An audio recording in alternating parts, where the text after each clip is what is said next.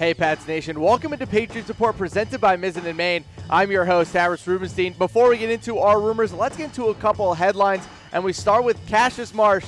He is very, very angry. We obviously have heard a lot about this so far, so let me break down exactly what Cassius Marsh has been talking about. So first things first, he said, quote, "They don't have any fun there. There's nothing fun about it." Said that playing with the Patriots almost made him quit football, and that he apparently confronted Bill Belichick about, quote, some BS things that they were doing, which apparently included the likes of covering a running back out of the backfield and dropping into coverage every so often. Now, I'm no football expert, but when you are 150 out of 155th, according to Pro Football Focus, when you're with the Patriots, you don't sound like a very good football player. So I apologize to Cassius Marsh that winning is something that he isn't very interested in. And apparently now he goes along with a bunch of other players who said that the Patriots way is crap. But ladies and gentlemen, this is what happens when you dominate an entire sports league for 18 years. People are going to try to come for your crown, so you just brush them off and you move away. So I want to know from you guys, do you care about Cassius Marsh?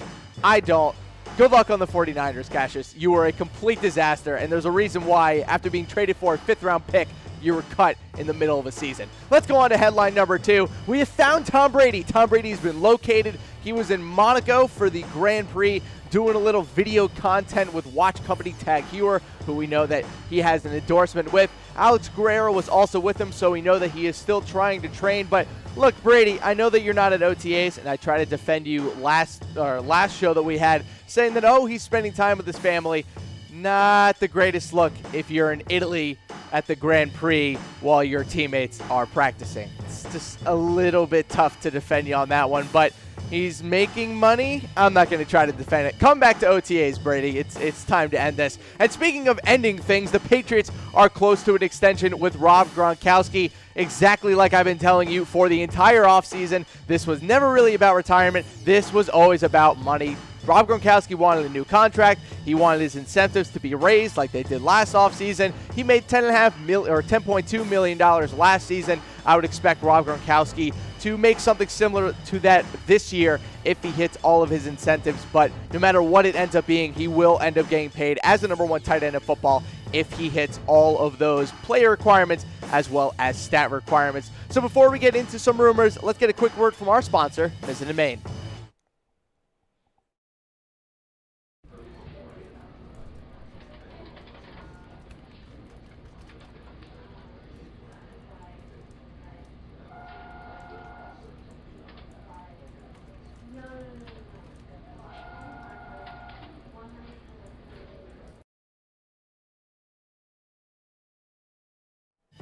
All right, let's get into a couple of football players that actually matter, unlike Cassius Marsh. Let's start with Dont'a Hightower. Huge news. He is back at OTAs, 5 Lombardi trophies on this one. He's been kind of working out on the side, but he was officially back on the field today. He was a full participant in practice. He was out there making plays, calling out the correct defensive calls as well. Like I said, he has had to rehab a little bit. He's still coming back from those various injuries that he missed last season with shoulder and knee, hip. He was injured for most of the season. Wasn't a surprise that he ended up on IR, and he will end up replacing Elandon Roberts as the Patriots starting linebacker, which, thank God. We'll get to Elandon Roberts later. Let's go to number 2. Are the Patriots going back to the AFC Championship game? Well, we're only going to give this one 3 Lombardi trophies for now, but this is coming from NFL.com.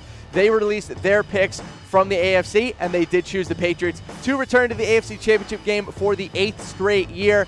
Look, the AFC has improved in general. I will say that the bottom half of the AFC as well as the middle tier have gotten better, but there are still very few elite teams in the AFC. And look, as long as Tom Brady is healthy, they're going to go back to the AFC Championship game. It's like as long as LeBron James is in the Eastern Conference, he's going to go to the Eastern Conference Finals and now obviously to the NBA Finals. But I don't know from you guys, how far will the Patriots go in the playoffs in 2018?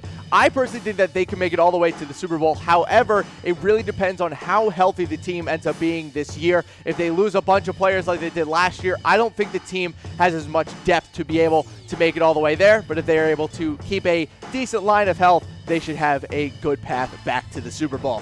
All right, let's go to number 3. Was Kobe Bryant at Gillette Stadium? Yes, he was. 5 Lombardi trophies on this one. This one also coming from NFL.com as well as from Mike Reese of ESPN. So Kobe was at team facilities throughout the day yesterday. He spent time at the Patriots practice and also in the team meeting room. So we know that Tom Brady and Kobe Bryant are friends, but obviously Brady wasn't there since he's not at OTA. So a little bit of a missed photo opportunity for two of the most famous athletes in the world. Pretty cool to see Kobe Bryant at Gillette. He's not the first celebrity that they've brought around. Obviously, John Bon Jovi, who just got elected into the Rock and Roll Hall of Fame, finally has been a pretty present character at Patriots practices over the past decade and a half. Let's go to number 4. Did the New England Patriots cause the Seattle Seahawks collapse? Yes, they did. 5 Lombardi trophies. They totally caused the Seahawks collapse. And according to Cliff Avril, he said that the team started to question Carroll after the Super Bowl 49 loss. We'll have the Malcolm Butler video for you guys in a second because there is never a bad time to watch Malcolm Butler crushing the Seattle Seahawks' dreams with that amazing interception. He also says that the Seahawks could have three-peated if they won that Super Bowl, but instead, the team simply hasn't been back to the Super Bowl since. They haven't been the same. They've dealt with injuries, weird locker room arguments between Richard Sherman and the defense with Russell Wilson. It's been a complete calamity since this interception. Obviously, one of the greatest moments in Patriots history, one of the greatest moments in sports history in general. They probably should have run the ball with Marshawn Lynch, because if you have Marshawn Lynch and you're at the 1-yard line, you should probably throw it to or give it to him instead of throwing it to Ricardo Lockett. So that's just me, but yes, indeed, Malcolm Butler indeed caused the Seahawks collapse, and the team and the franchise just hasn't quite been the same since. I wonder what they would have been. Would they have actually three-peated? Would they have made it all the way back to the Super Bowl next year? Who knows? Maybe they would have had a rematch with the Pats the next season, but that's not how it worked out, and the Patriots won Super Bowl 49. Let's go to rumor number 5. Is the Patriots' biggest camp battle this year at wide receiver? Now, this is an interesting topic. This was brought up by Fansided, who's going through some of the Patriots' top camp battles this offseason. They say that the biggest battle is at wide receiver, with so much competition there after number 1 and 2. From wide receiver 3 to 6, it's a complete toss-up. It could be Jordan Matthews, Malcolm Mitchell, Kenny Britt, Riley McCarron, even Braxton Berrios.